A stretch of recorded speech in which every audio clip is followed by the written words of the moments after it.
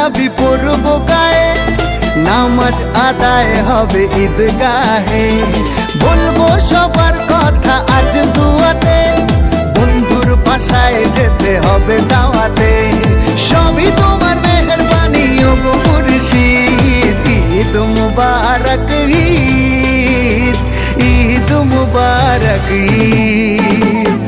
আসসালামু আলাইকুম, এলো খুশির মৌসুম, রমজানের রোজার পরে এলো রে আতিদ। ঈদ মুবারক ঈদ, ঈদ মুবারক ঈদ।